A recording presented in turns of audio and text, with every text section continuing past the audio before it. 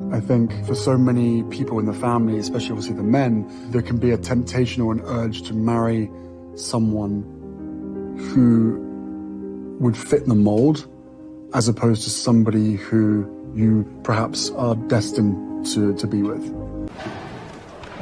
Okay. The difference between making decisions with your head or your heart. And my mum certainly made most of her decisions, if not all of them, from her heart. Nice. And I am my mother's son. I guess the sweet music is meant to soften it. Okay. So your dad raised you without your mom from age 12. But hey, he wouldn't keep the cash flowing when you quit working for the royal family, so I guess he can pound sand too. Boring. Megyn also makes clear, just in case you were wondering, Kate and Will's super formal. Not just in public, but in private, too. Stiff as a board, actually. Unlike the very warm and delightful hugger, Megyn, he's so fun to share stories. As for the matter of Diana's death and the cloud that looms as a result, Harry appears to me to be looking for a kind of do-over. If he can manage the press for Megyn and get a better result, maybe he'll feel better about what happened to his mom. Okay, I'm listening. You have my attention. Psychologists are well aware of this phenomenon. But Megyn is not Diana, and she is not getting hounded by the press in any way close to the way Diana was. Other than a few paparazzi hanging around outside of Megyn's house in Canada when their relationship first was made public, the only paparazzi shown bothering her is one guy on a scooter in New York City, in a scene that remains my very favorite of the entire series so far. How? Hold on, bro. How? Look at these drama queens. Do we have that pap on the scooter again? Yes, ma'am. Oh, we do? Really? Same guy? Same guy. Oh my God. Watched him go into this park and then... He's going to be with us? Yes, sir. He was just ahead. There's a lot of people who think they've got such a problem with paparazzi. Yeah, those, the guys in the basement of the building, too, as we were doing that walk, they were recording, too, just so you're aware. Here we go again. Back in my mum's day, it was physical harassment. You know, cameras in your face, following you, chasing you. She's following us. Who? This pap. I mean, worst case scenario, so safety first. Worst case scenario, we're going from one garage to another. Like, it's...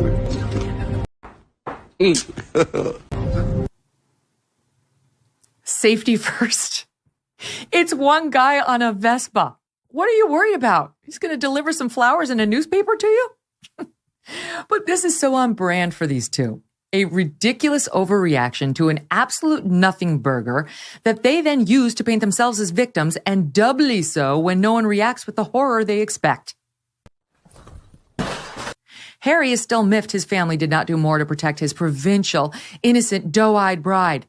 You know, the one Tom Bauer says spent the months before she met Harry trying to find someone rich and famous to marry, and who, according to her friends, loved to set up paparazzi shots of herself.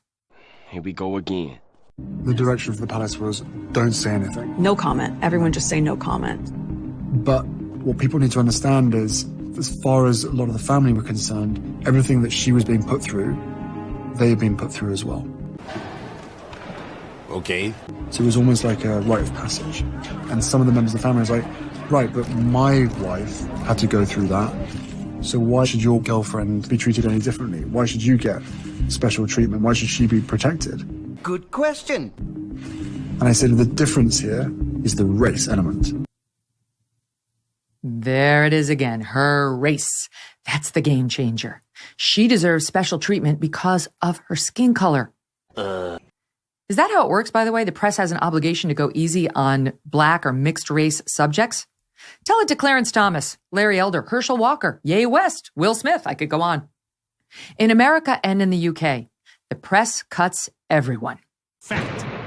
Everyone with power, privilege, or a platform, at least. People who seek the spotlight are going to get it, the good and the bad. It's not nice, but it is the world in which we live, the costs of a free press. And yes, it's worth it. There have been a few nasty racial comments about Megyn, and even some about Archie. What? A reporter at the BBC compared their baby to a monkey. I said, wait a minute. Wait a minute. Wait, first of all, you're not going to speed past that like you didn't just say what you just said. Horrible. And he was promptly and rightly fired. Harry says Maura was required of the palace, but what? Fired is fired. And the vast majority of comments they mention in this piece, and there are not many, are either a one-off from a tabloid or a comment from online no-names. Okay, I'm listening. You have my attention. Why is it the palace's role to stifle stupid comments on the internet or in the media, even if they could? Even if they could. The UK has actually passed laws to make things safer for royals dealing with the press in the wake of Diana's death. Okay. These two have more protections from the media and paparazzi over there than they do here. But no institution can stop the churn and burn of news, of the tabloids. The best one can do is learn to ignore it. Yeah, right. Harry suggests, so far, without evidence, that the palace was actually planting hit pieces against him and his wife. That's unfortunate, but again, unproven. And frankly, may have been fair play given this pair's behind-the-scene antics, bullying, and constant playing the victim. So that was a lie. Remember when they went to Africa and Megyn complained in the midst of such poverty and suffering that no one was asking how she was doing? Megyn and Harry have a great life. I'm happy for them that they got away from a situation that was not working for them. If only they would now simply live that life without the constant lecturing and judging and petty complaining. The Queen, who had a keen sense of public perception, had a simple rule for her family. Okay. Never complain, never explain. It keeps the royals a bit mysterious and avoids some controversy. We are finding out from Netflix why that rule was so important. Why? The more these two talk, the more we recoil.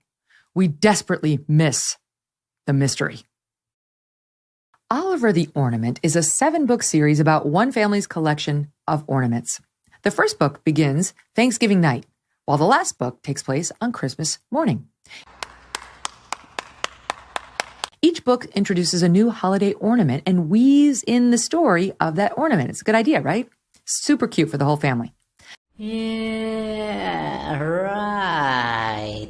The books teach kindness, and they have lots of plot twists and cliffhangers. This is a great tradition for your entire family.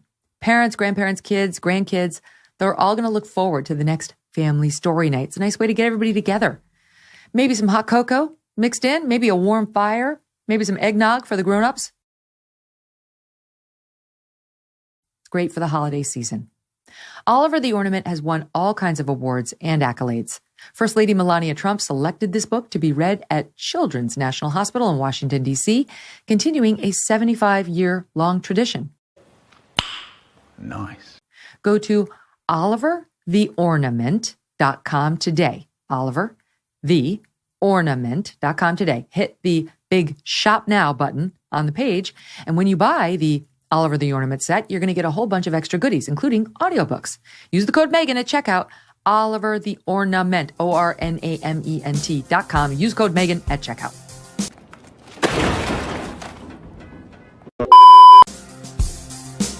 Hey, thanks so much for watching. If you like what you just saw, hit the subscribe button for more clips and full episodes.